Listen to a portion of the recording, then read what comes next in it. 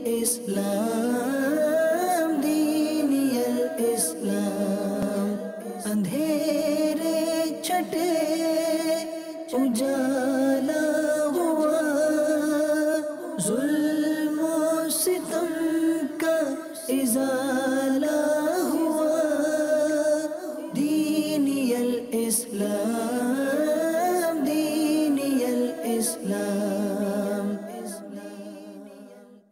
الحمدللہ رب العالمین والصلاة والسلام علی سید الانبیاء والمرسلین اما بعد فاعوذ باللہ من الشیطان الرجیم بسم اللہ الرحمن الرحیم الصلاة والسلام علیک یا رسول اللہ وعلی آلک واصحابک یا حبیب اللہ الصلاة والسلام علیک یا نبی اللہ وعلی آلک واصحابک یا نور اللہ۔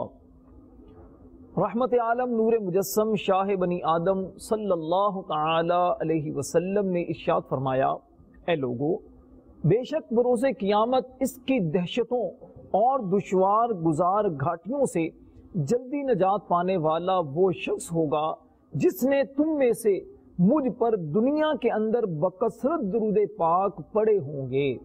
صلو علی الحبیب صلی اللہ تعالی علی محمد صلی اللہ تعالی علیہ وسلم۔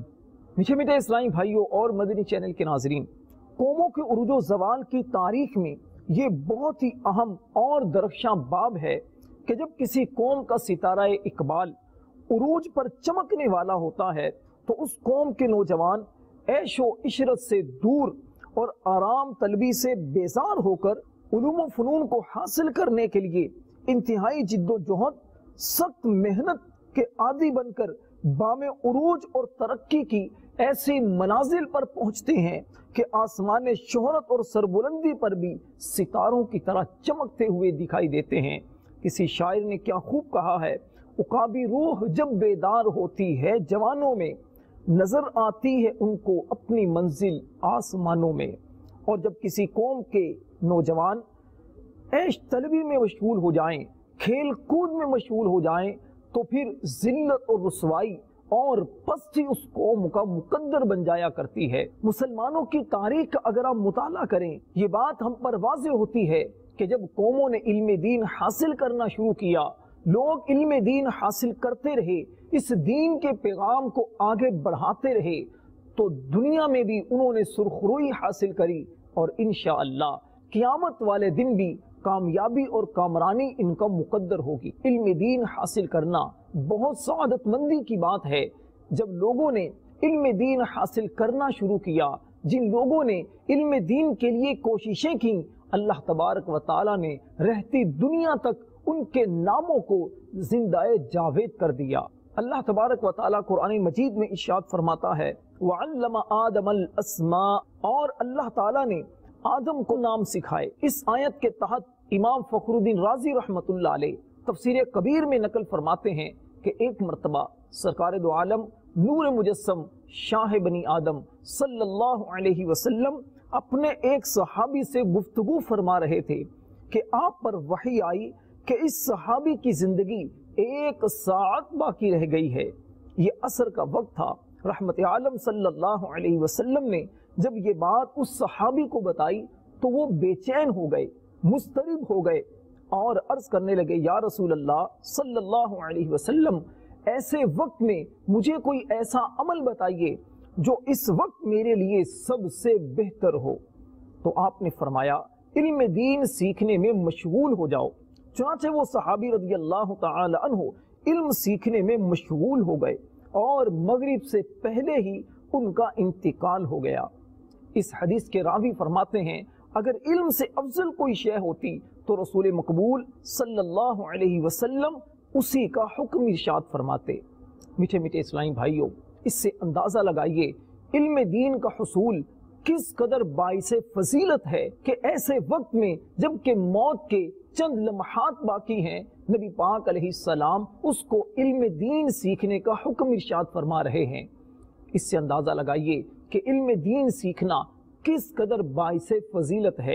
تاریخ گواہ ہے، جن قوموں نے علم دین حاصل کیا اللہ نے انہیں عروج بخشا، اور جن لوگوں نے علم دین سے منہ موڑا ذلت اور پستی ان لوگوں کا مقدر بن چکی تھی۔ علم دین حاصل کرنے کے بڑے فضائل ہیں، چنانچہ نبی پاک صلی اللہ علیہ وسلم نے ارشاد فرمایا، جسے اس حالت میں موت آئے کہ وہ اسلام کی سربلندی کے لیے علم سیکھ رہا ہو تو جنت میں اس کے اور انبیاء کے درمیان ایک درجہ ہوگا، یعنی وہ ان کا قرب پائے گا۔ ایک اور مقام پر سرکار دو عالم صلی اللہ علیہ وسلم نے ارشاد فرمایا، اللہ تبارک و تعالی جس سے بھلائی کا ارادہ فرماتا ہے اسے دین کی سمجھ عطا فرماتا ہے۔ ایک مقام پر ارشاد فرمایا، من یرید اللہ بہ خیرا یفقہہ فی الدین، اللہ جس سے بھلائی کا ارادہ فرماتا ہے اسے دین کی سمجھ عطا فرماتا ہے۔ میٹھے میٹھے اسلامی بھائیوں، سرکار دو عالم نور مجسم صلی اللہ علیہ وسلم نے ارشاد فرمایا، اس ذات کی قسم جس کے قبضہ قدرت میں میری جان ہے، ایک عالم شیطان پر 1000 عابدوں سے زیادہ بھاری ہے، کیونکہ عابد یعنی عبادت گزار اپنے لیے کرتا ہے اور عالم دوسروں کے لیے کرتا ہے۔ اللہ اکبر، عالم کی شان کتنی زیادہ ہے، تو جو علم دین سیکھتے ہیں یقیناً ان کے مرتبے بھی اللہ کے ہاں بہت ہی بلند و بالا ہیں۔ تاریخ گواہ ہے علم دین سیکھنے کا ہمارے بزرگان دین کو کس قدر شوق ہوا کرتا تھا۔ امام ابو یوسف رحمۃ اللہ علیہ سے کون نہ واقف ہے؟ امام اعظم رحمۃ اللہ علیہ کے یہ بہت ہی قریبی شاگرد ہیں، بہت ہی ہونہار طالب علم ہیں۔ ان کے بارے میں آتا ہے کہ یہ امام اعظم رحمۃ اللہ علیہ سے ایک مرتبہ علم دین حاصل کر رہے تھے، کلاس میں موجود سبق پڑھ رہے تھے، ان کو خبر ملی کہ آپ کے شہزادے کا انتقال ہو گیا۔ امام ابو یوسف رحمۃ اللہ علیہ سوچنے لگے، اگر اپنے بچے کی تجہیز و تکفین کے لیے جاتا ہوں، غسل کفن دفن کے لیے جاتا ہوں تو میرا یہ سبق چھوٹ جائے گا، اور اگر یہاں پر بیٹھتا ہوں تو دل پر صدمہ ہوگا۔ آپ نے صدمہ برداشت کر لیا اور اس سبق کا ناغہ نہیں ہونے دیا، کسی اور کی ذمہ داری لگائی کہ وہ بچے کے غسل کفن کا انتظام کرے۔ اللہ اکبر، یہ علم دین سے محبت کا عالم ہے، اور اللہ تبارک و تعالیٰ نے ان لوگوں کو علم دین سے محبت کی بدولت، علم دین کی تعظیم کی بدولت وہ مرتبہ عطا کیا کہ آج دنیا کے اندر کروڑوں لوگ جو حنفی ہیں، یقیناً اس میں بہت بڑا حصہ امام ابو یوسف رحمۃ اللہ علیہ کا بھی ہے۔ موطا امام مالک کو نقل کرنے والے امام یحییٰ بن یحییٰ رحمۃ اللہ علیہ امام مالک کے بہت ہی پیارے شاگرد ہیں، بہت ہی قریبی شاگردوں میں سے ہیں۔ امام مالک رحمۃ اللہ علیہ کے پاس مدینہ المنورہ میں یہ علم حدیث پڑھ رہے تھے۔ اسی دوران باہر سے آواز آئی کہ ہاتھی آیا، ہاتھی آیا۔ سارے بچے اٹھ کر ہاتھی دیکھنے کے لیے چلے گئے، لیکن امام یحییٰ رحمۃ اللہ علیہ امام مالک رحمۃ اللہ علیہ کے پاس اسی طرح بیٹھ کر سبق پڑھتے رہے۔ امام مالک نے فرمایا، یحییٰ تمہارے ملک اندلس میں ہاتھی نہیں ہے، تم بھی جا کر ہاتھی دیکھ لو۔ امام یحییٰ نے کتنا خوبصورت جواب دیا، علی جا میں آپ کی بارگاہ میں علم حدیث پڑھنے آیا ہوں، میں آپ کی زیارت کرنے آیا ہوں، آپ سے علم سیکھنے آیا ہوں، یہاں پر ہاتھی دیکھنے نہیں آیا۔ اللہ اکبر، میٹھے اسلامی بھائیوں، یہ وہ علم سے محبت کا نتیجہ ہے، یہ علم دین سے والہانہ عقیدت کا نتیجہ ہے کہ آج اسلام صحیح طور پر ہمارے ہاتھوں میں پہنچا ہے۔ آج اسلام دنیا بھر میں جو عام پہنچا ہے، اسلام کی جو اصل شکل و صورت ہمارے سامنے ہے، یہ ہمارے بزرگان دین، صحابہ کرام، تابعین اور ائمہ مجتہدین کی انتھک محنتوں کا نتیجہ ہے کہ اسلام دنیا میں اپنی صحیح شکل و صورت کے ساتھ عام ہوا ہے۔ یہ اسلام سے والہانہ محبت اور عقیدت ہے کہ ان لوگوں کو اللہ نے عروج عطا کیا۔ آج بھی اگر ہم چاہتے ہیں کہ ہمیں پھر کھویا ہوا وقار مل جائے، کھویا ہوا عروج مل جائے، مسلمان پھر دوبارہ اسی مقام کو حاصل کر لیں جو مقام ہمارے اسلاف کو حاصل تھا، تو ہمیں علم دین سے نہ صرف محبت کرنا ہوگی بلکہ علم دین کو حاصل بھی کرنا ہوگا۔ علم دین حاصل کرنے کے لیے محنت کرنا ہوگی، سفر کرنا ہوگا، اپنا مال خرچ کرنا ہوگا۔ جی ہاں، بزرگان دین رحمہم اللہ المبین علم سے کس قدر والہانہ محبت کیا کرتے تھے۔ اللہ اکبر، امام الحدیث اسماعیلی کو جب یہ پتہ چلا کہ امام محمد بن ایوب رازی رحمت اللہ علیہ کی وفات ہو گئی ہے تو انہوں نے رنج و غم سے گریہ وزاری کرنا شروع کر دی، جوش بے قراری میں تڑپنے لگے، رونے لگے، اپنے گھر والوں سے فرمانے لگے، تم لوگ مجھے علم حاصل کرنے سے روکتے تھے، تم لوگ مجھے سفر کرنے سے روکتے تھے۔ دیکھو اتنے بڑے محدث محمد بن ایوب رازی رحمت اللہ علیہ کا انتقال ہو گیا۔ ہائے میں کس سے جا کر علم دین حاصل کروں گا؟ جب گھر والوں نے ایسا شوق دیکھا، ایسی علم کی تڑپ دیکھی، تو ان کے ماموں کے پاس شہر نسا میں بھیج دیا۔ یہ وہاں پر گئے، وہاں ایک بہت بڑے محدث کے پاس ان کو لے جایا گیا، وہاں پر یہ علم حاصل کرنا شروع ہوئے تو پھر ان کی بے قراری کو کچھ قرار نصیب ہوا۔ اللہ اکبر!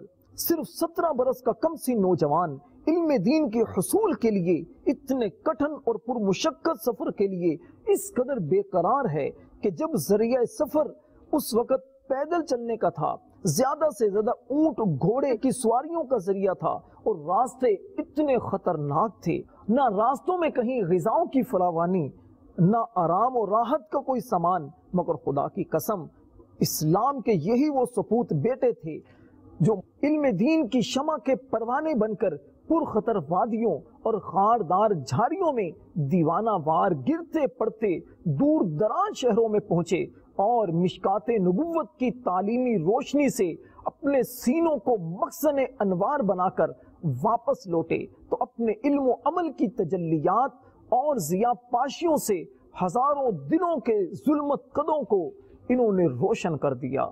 اللہ اکبر! کسی نے کیا خوب کہا ہے، نہیں تیرا نشیمن قصر سلطانی کے گنبد پر، تو شاہی ہے بسیرا کر پہاڑوں کی چٹانوں پر۔ جب ایسے ان کے عزم ہوں گے، ایسا ولولہ، ایسا شوق اور علم دین سے ایسی محبت ہوگی تو یقیناً پھر اللہ تبارک و تعالیٰ ان لوگوں کے نہ صرف مرتبے بلند کرتا ہے، ان لوگوں کے اللہ تعالیٰ نہ صرف راستے آسان فرما دیتا ہے بلکہ دنیا میں بھی ان کے لیے کامیابی اور کامرانی لکھ دی جاتی ہے، اور آخرت میں بھی ان کے لیے درجات کی بلندی ہے۔ اللہ تبارک و تعالیٰ قرآن مجید میں ایک مقام پر ارشاد فرمایا، اللہ تبارک و تعالیٰ تم لوگوں میں سے ان کے جو ایمان والے ہیں اور جن کو علم دیا گیا درجات بلند فرمائے گا۔ ایک مقام پر فرمایا، انما یخشی اللہ من عبادہ العلماء، بے شک اللہ کے بندوں میں سے اس سے وہی ڈرتے ہیں جو علم والے ہیں۔ تاریخ اسلام کا یہ بھی ایک بہت پیارا باب ہے کہ ہمارے علماء نے علم دین حاصل کیا، رات دن محنت کر کے علم دین حاصل کر کے لوگوں تک اس دین کو اچھے انداز سے پہنچایا۔ اس علم کے حصول کے لیے نہ صرف اپنے وقت کی ان لوگوں نے قربانی دی بلکہ اپنا مال بھی خرچ کیا۔ جی ہاں، مسند العراق علی بن عاصم جب علم حدیث پڑھنے کے لیے چلے تو آپ کے والد ماجد نے 1,00,000 درہم آپ کو دیے اور کہا، بیٹا یہ 1,00,000 درہم جو تمہیں دے رہا ہوں اس کا مقصد یہ ہے کہ تم علم حدیث حاصل کرو، اور اس کا عوض یہ ہے، اس کا بدلہ یہ ہے کہ ہر درہم پر ایک حدیث تمہارے سینے میں محفوظ ہونی چاہیے۔ اللہ اکبر! یہ کیسی نصیحتیں کر رہے ہیں، یہ اپنے بچوں کی کیسی تربیت کر رہے ہیں کہ مال دیتے ہیں تو دین کا علم حاصل کرنے کے لیے، اور پھر یہ علم کیسے حاصل کرتے ہیں۔ امام علی بن عاصم رحمت اللہ علیہ جب علم حدیث پڑھنا شروع کرتے ہیں، صرف 1,00,000 حدیثیں نہیں، 1,00,000 سے کئی زائد حدیثیں اپنے سینے میں سجا کر جب واپس آتے ہیں تو عراق کی مسند پر جلوہ افروز ہو کر کتنے لوگوں کے امام بن کر دنیا میں چمکتے ہیں۔ اسی طرح ہشام بن عبداللہ محدث علم حدیث کے حصول کے لیے بڑے لمبے لمبے سفر کرتے ہیں اور مشہور درسگاہوں کے شیوخ سے علم حدیث پڑھتے ہیں، اور آپ نے اپنے زمانہ طالب علمی میں 7,00,000 درہم خرچ کیے۔ اسی طرح حافظ کبیر الدین بن سنجر نے 9,000 اشرفیاں علم دین کے حصول کے لیے خرچ کی۔ حافظ ابن رستم نے 3,00,000 درہم خرچ کیے۔ امام ذہبی رحمت اللہ علیہ نے 1,50,000 درہم علم حدیث حاصل کرنے کے لیے خرچ کیے ہیں۔ اور آج ہمارا المیہ کیا ہے؟ آج مسلمان علم دین سیکھنے سے کس قدر دور ہوتے جا رہے ہیں، علم دنیا کے لیے کیسے کیسے سفر کیے جاتے ہیں، کتنا مال خرچ کیا جاتا ہے، کتنی مشکلات کو برداشت کیا جاتا ہے، لیکن آج مدارس کے اندر جامعات المدینہ میں، مدارس المدینہ میں سہولتیں ہیں، اگر سردی آ جائے تو گرم پانی میسر ہے، اور اگر گرمی آ جائے تو ٹھنڈے کولر میسر ہوتے ہیں۔ اتنی زیادہ سہولتیں ہونے کے باوجود بھی علم دین سے دوری کس قدر بڑھتی جا رہی ہے۔ اللہ اکبر، یہ ساری سہولتیں فراہم ہونے کے باوجود بھی مسلمان اپنے بچوں کو علم دین پڑھانے کے لیے تیار نہیں ہوتے۔ ہائے افسوس! مسلمانوں، اپنی ذہنیت کو تبدیل کرنے کی کوشش کیجئے۔ کس طرح آج افسوس کیا جائے۔ حقیقت یہ ہے، قلب میں سوز نہیں، روح میں احساس نہیں، کچھ بھی پیغام محمد کا تمہیں پاس نہیں۔ ایک وہ علماء ہوا کرتے تھے، وہ اہل علم حضرات جنہوں نے اتنی محنت اور مشقت سے علم دین حاصل کیا۔ اللہ اکبر! حفاظ الحدیث حجاج بغدادی جب حضرت شبابہ محدث کے یہاں علم حدیث پڑھنے کے لیے جانے لگے تو ان کی پونجی کیا تھی؟ اللہ اکبر! ان کی غریب ماں نے 100 کلچے پکا دیے تھے جن کو وہ ایک مٹی کے گھڑے میں بھر کر ساتھ لائے تھے۔ روٹیاں تو ماں نے پکا دی لیکن سالن کچھ نہیں تھا۔ یہ سالن کا انتظام کیسے کرتے؟ یہ 100 کلچے روزانہ 1 کلچا پانی میں بھگو کر کھا لیا کرتے، صبر کرتے اور علم دین حاصل کیا کرتے تھے۔ اللہ اکبر! یہ وہ عظیم لوگ تھے جو علم دین کے حصول کے لیے کتنی مشقتیں برداشت کیا کرتے تھے۔ میٹھے اسلامی بھائیوں، تاریخ اسلام کا یہ روشن باب ہے کہ ہمارے بزرگوں نے کس قدر محنت اور مشقت سے علم دین حاصل کیا تھا۔ پھر اللہ تبارک و تعالیٰ کی ان لوگوں پر کیسی کرم نوازیاں ہوا کرتی تھی، ان کے حافظے اللہ نے مضبوط کر دیے تھے، ان لوگوں کی اللہ نے تقدیریں سنوار دی تھیں۔ امام محمد بن حسن شیبانی رحمت اللہ علیہ جب امام اعظم ابو حنیفہ رحمت اللہ علیہ کے پاس آئے، بہت چھوٹی عمر تھی، امام اعظم نے فرمایا، بیٹا پہلے قرآن پاک حفظ کر کے آؤ۔ امام محمد چلے گئے، 7 دن کے بعد دوبارہ حاضر ہو گئے۔ امام اعظم نے فرمایا، میں نے آپ کو قرآن حفظ کرنے کے لیے کہا تھا۔ امام محمد عرض کرنے لگے، حضور وہ الحمدللہ میں حفظ کر چکا ہوں۔ صرف 7 دن میں قرآن پاک حفظ کر کے امام اعظم کے پاس آ گئے۔ یہ قوت حافظہ، یہ اللہ تبارک و تعالیٰ کی طرف سے ان کو خداداد صلاحیتیں عطا ہوئی کہ جس کی بدولت علم دین سیکھنا ان کے لیے اتنا آسان ہو گیا۔ میٹھے میٹھے اسلامی بھائیوں، علم دین کی بدولت اللہ تبارک و تعالیٰ نے ایسا ہمارے بزرگوں کو ملکہ عطا کیا تھا کہ جب بھی کبھی غیر مسلموں نے اسلام پر اعتراض کیے، ان بزرگوں نے حکمت کے ساتھ اللہ تبارک و تعالیٰ کی طرف سے عطا کردہ علم کی بدولت ایسے ان کو جواب دیے کہ وہ خاموش ہو گئے اور اسلام کے قریب آنا شروع ہو گئے۔ اسی طرح کا ایک واقعہ خلیفہ بغداد ہارون الرشید کے زمانے میں پیش آیا۔ خلیفہ ہارون الرشید کا ایک وزیر جو کہ نصرانی تھا، یہ یوں تو اسلام کے بارے میں کوئی کلام نہیں کرتا تھا، لیکن چونکہ یہ حکیم تھا، ایک مرتبہ اس نے جید عالم علی بن حسین بن واقد سے کہا کہ تمہاری کتاب قرآن مجید میں علم طب کا کہیں کوئی ذکر نہیں، حالانکہ تمام علوم میں سب سے زیادہ ممتاز، سب سے زیادہ اعلیٰ علوم 2 ہیں، علم الادیان اور علم الابدان۔ علی بن حسین نے فوراً فرمایا، ارے تجھے کیا خبر، اللہ تبارک و تعالیٰ نے علم طب تو قرآن کی صرف آدھی آیت میں بیان کر دیا ہے۔ اس نے کہا، وہ کون سی آیت ہے؟ علی بن حسین نے فرمایا، اللہ تبارک و تعالیٰ ارشاد فرماتا ہے، کُلُوا وَاشْرَبُوا وَلَا تُسْرِفُوا، یعنی کھاؤ اور پیو اور حد سے نہ بڑھو۔ یہ سن کر نصرانی طبیب ہکا بکا رہ گیا، پھر کہنے لگا، اچھا یہ بتاؤ کہ پیغمبر اسلام نے بھی اصول طب کے بارے میں کیا کچھ ارشاد فرمایا ہے؟ علی بن حسین نے فرمایا، ہاں، ہمارے آقا و مولا صلی اللہ علیہ وسلم کے اس پر بہت سارے فرامین موجود ہیں، لیکن میں تمہارے سامنے صرف ایک حدیث پاک پیش کرتا ہوں۔ نبی پاک صلی اللہ علیہ وسلم نے ارشاد فرمایا، المعدۃ بید الداعی والحمیۃ رأس کل داء وعودوا کل جسم ما اعتادا، یعنی معدہ تمام امراض کی کوٹھڑی ہے اور پرہیز تمام دواؤں کا سردار ہے، اور ہر جسم سے وہی کام لو جس کا وہ عادی ہے۔ یہ سن کر نصرانی طبیب فرتے حیرت سے ہکا بکا رہ گیا اور علی بن حسین کا منہ تکنے لگا اور یہ کہا، ما ترک کتابکم ولا نبیکم لجالینوس طبا، یعنی تمہاری کتاب اور تمہارے نبی نے تو جالینوس کے لیے کوئی طب ہی نہیں چھوڑی۔ سبحان اللہ۔ میٹھے میٹھے اسلامی بھائیوں، اس حکایت سے بہت سارے ہمیں مدنی پھول ملتے ہیں۔ ایک بات تو یہ پتہ چلی کہ جب بھی غیر مسلموں کی طرف سے اسلام پر کبھی اس طرح کی بات کی گئی تو مسلمانوں میں ایسے علماء اللہ نے پیدا کیے، ایسے اہل علم رکھے کہ جنہوں نے اللہ تبارک و تعالیٰ کے فضل و کرم سے ان کو ایسے جوابات دیے کہ ان پر اسلام کی حقانیت بالکل واضح ہو گئی۔ دوسری بات یہ پتہ چلی کہ اس قرآن مجید فرقان حمید میں اللہ تبارک و تعالیٰ نے کتنے علوم و فنون بیان کیے ہیں، کتنی ساری چیزیں بیان کی ہیں، لیکن یہ اس کے لیے آشکار ہوتی ہیں جو اس قرآن کو پڑھنے والا ہو، اس قرآن کو سمجھنے والا ہو۔ حضرت عبداللہ ابن عباس رضی اللہ تعالی عنہما کا ارشاد ہے، جمیع العلم فی القرآن لیکن تفاصر عنہ افہام الرجال، یعنی قرآن مجید تمام علوم کا جامع ہے، یہ اور بات ہے کہ اس کو سمجھنے سے لوگوں کی عقلیں قاصر ہیں۔ نبی کریم علیہ السلام کا یہ ایک عظیم معجزہ ہے۔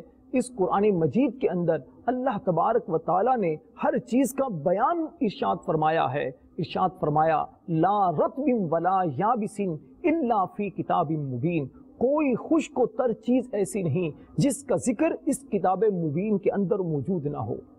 یہ چیزیں حاصل کون کرے گا؟ یقیناً وہی حاصل کرے گا جو علم دین سیکھنے والا ہوگا، جو علم سے محبت کرنے والا ہوگا، جو علم کی طلب اور جستجو میں محنت اور کوشش کرنے والا ہوگا۔ اس کے لیے اللہ تبارک و تعالی علم پر چلنا آسان فرما دیتا ہے، علم کی گرہیں اس کے لیے کھول دیتا ہے اور اسے دنیا کے اندر بھی عروج عطا فرماتا ہے، اور آخرت میں بھی کامیابی اور کامرانی یقیناً ان کے قدم چومے گی۔ میٹھے میٹھے اسلامی بھائیوں، ہمیں بھی چاہیے کہ ہم بھی علم دین کو حاصل کرنے کے لیے کوششیں کریں، اپنا مال خرچ کریں، اپنا وقت صرف کریں۔ الحمدللہ تبلیغ قرآن و سنت کی عالمگیر غیر سیاسی تحریک دعوت اسلامی نے علم دین کو حاصل کرنا، علم دین کو سیکھنا کس قدر آسان کر دیا ہے۔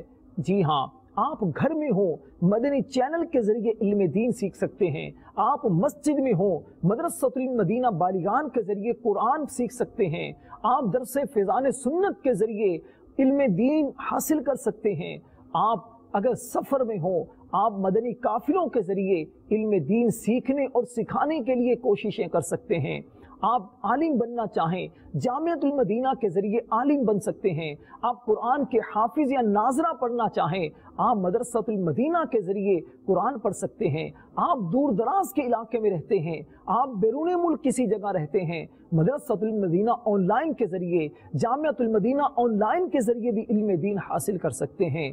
امیر اہل سنت کے کتب و رسائل کے ذریعے، مکتبۃ المدینہ کے کتب و رسائل کے ذریعے، علماء اہل سنت کی لکھی ہوئی کتابوں کے ذریعے بھی علم دین حاصل کر سکتے ہیں۔ صرف اردو میں نہیں، دنیا کی کتنی زبانوں کے اندر آپ علم دین کو حاصل کر سکتے ہیں۔ میٹھے میٹھے اسلامی بھائیوں، جب ہمارے سامنے اتنے سارے دین کو حاصل کرنے کے ذرائع موجود ہیں تو ہمیں پھر سستی نہیں کرنی چاہیے، ہمیں قدم بڑھا دینے چاہیے، ہمیں کوشش کرنا چاہیے اور علم دین کو سیکھنا چاہیے۔ خود بھی علم دین حاصل کریں، دوسروں تک علم کی شمع کو عام کریں، اس علم کی روشنی کو عام کریں۔ انشاءاللہ وہ دن دور نہیں کہ مسلمان اپنا کھویا ہوا وقار حاصل کر لیں گے، پھر مسلمانوں کو وہ وقار، وہ عروج، وہ علو عطا ہوگا کہ جو ہمارے اسلاف کو عطا ہوا کرتا تھا۔ تاریخ اسلام کے اس سنہرے باب کی طرف بھی ہمیں کوشش کرنا ہوگی اور علم دین سیکھ کر دوسروں تک پیغام کو عام کرنا ہوگا۔ اللہ تبارک و تعالیٰ سے دعا ہے علم دین سیکھنے کی توفیق عطا فرمائے اور دوسروں تک اس علم کے نور کو عام کرنے کی توفیق عطا فرمائے۔ آمین بجاہ النبی الامین صلی اللہ تعالی علیہ وسلم۔ صلو علی الحبیب صلی اللہ تعالی علیہ وسلم۔ دینی الاسلام، دینی الاسلام، اندھیرے چھٹے اجالا ہوا، ظلم و ستم کا ازالہ